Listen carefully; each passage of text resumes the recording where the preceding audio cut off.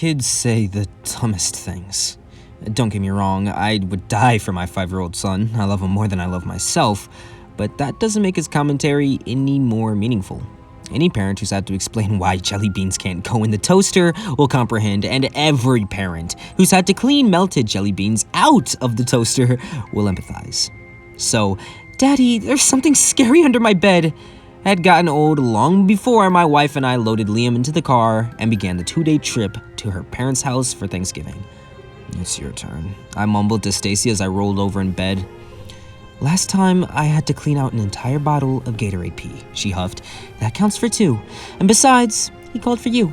She pushed me to the edge of the uncomfortable bed. Sighing, I stood up and shambled over to the minuscule twin-sized bed on the other side of the room and sat down on the mattress. Liam, you do remember that I need a good night's sleep so that I won't crash the car while I'm driving tomorrow?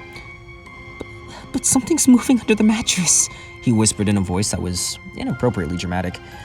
I rubbed my eyes before trying to focus on Liam's silhouette in the faint moonlight. Matt's one of my best friends from college, and he's being very generous to let us stay in his house. I'm sure that he gave us a room without any monsters in it.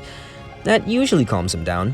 Usually, but not always. And this was one of those not always moments. Liam wheezed like he was finishing the final stretch of the Boston Marathon, which meant that I could either check under the bed for potential threats or spend the next 30 minutes mopping up piss. The tapping is coming from beneath my pillow. Check that part first, he gasped. I'll be honest, that part made my hair stand up just a little bit as I got on my hands and knees. Okay, Liam, I announced as I lifted up the edge of the seat. I'm sticking my head underneath the bed right now and... Damn, it stank.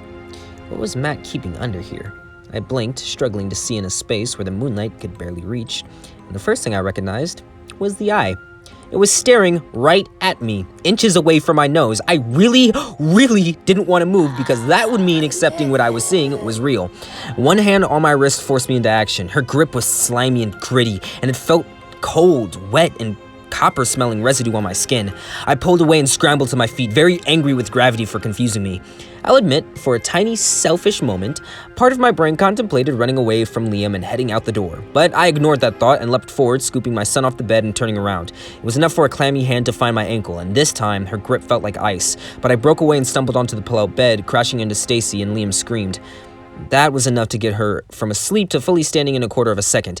Dave, she gasped, what are you... She didn't need to finish. The woman was now crawling out from beneath Liam's bed and was visible even in the dim moonlight. It was my turn for an inappropriate piss as I realized that she was standing between us and the only door.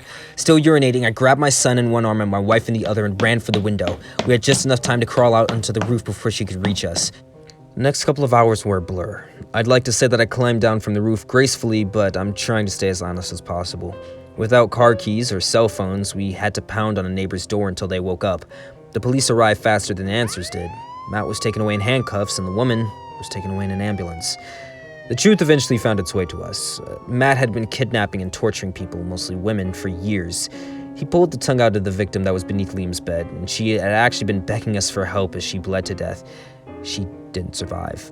Matt hadn't planned on letting us leave his home with this knowledge. He'd been waiting in the hall, intending to catch us as we ran out. Apparently, capturing people in the moment of panic is the biggest thrill for him. He hadn't counted on us climbing out of the 2-story window, though. That's the only reason we're alive. He'd already killed 19 people, and another 13 were trapped at various places within his home in various makeshift torture chambers. At first, I refused to believe that this was one of my best friend's doings, and he was even capable of doing what the persecutors proclaimed, but that was before they showed me his notebook, which documented the grisly details of each murder. At the end of it, 5 pages set aside for Stacy, Liam, and me. He was going to make me choose one of them to get tortured first, and then force me to watch every single second of it. That was how my Thanksgiving travel plans went awry. I hope yours played out a little bit better. I doubt Liam will be able to sleep alone until he's a teenager, and to be honest, I don't blame him. He's seen the world for the worst it can be. Kids really do say the dumbest things, but that can't compare to the magnitude of adults who do the worst.